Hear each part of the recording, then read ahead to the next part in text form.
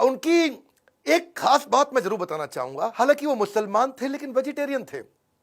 उनका बड़ा प्रेम था। एनिमल्स आर एंजल्स विद फर। पक्षी जगत पर्यावरण का सूचक होता है। कलाम जी क्या कहते थे? वो पर्यावरण का सूचक है, और अगर वो मुसीबत में है तो समझ लेना कि अब हमारे भी बुरे दिन दूर नहीं है।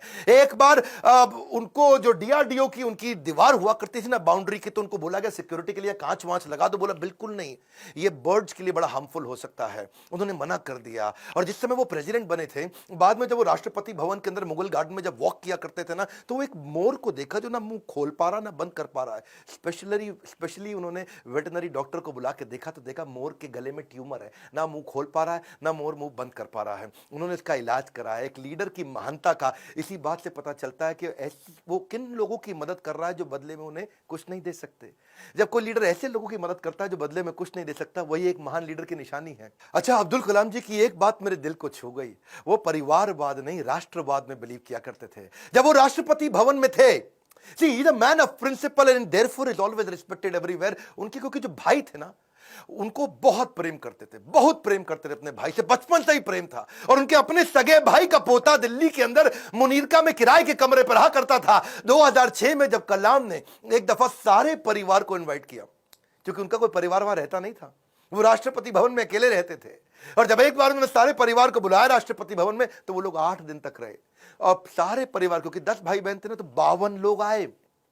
और कलाम जी ने देखा बहुत खर्चा हो रहा है, तो उन्होंने चाय की प्याली तक का हिसाब रखना शुरू किया।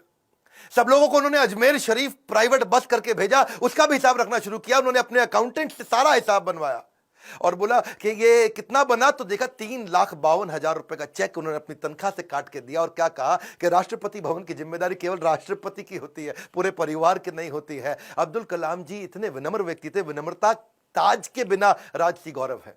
वो ऐसी चीज है, महान व्यक्ति की महानता ही उसकी नम्रता है। डॉक्टर कलाम को एक बार आईआईटी बीएचयू के अंदर चीफ गेस्ट के रूप में इनवाइट किया गया। और जब वहां पे आए तो वहां पे 7 कुर्सियां थी। बीच वाली कुर्सी थोड़ी ऊंची थी, और जब बीच वाली कुर्सी ऊंची, क्योंकि वो राष्ट्रपति थे, उनको बैठना था। उन्होंने बोला ना ना ना, कुर्सी हटाओ, बराबर की कुर्सी लगाओ।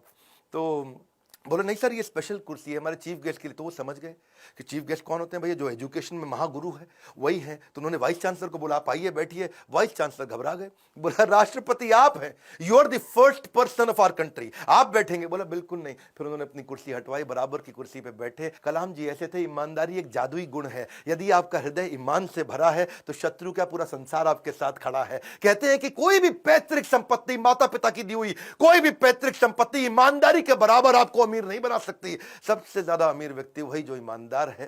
पूरा संसार आपके साथ खड़ा है। कलाम साहब तो एवर यूथफुल थे। 70 साल की उम्र में youth icon of the year का अवार्ड उनको मिला।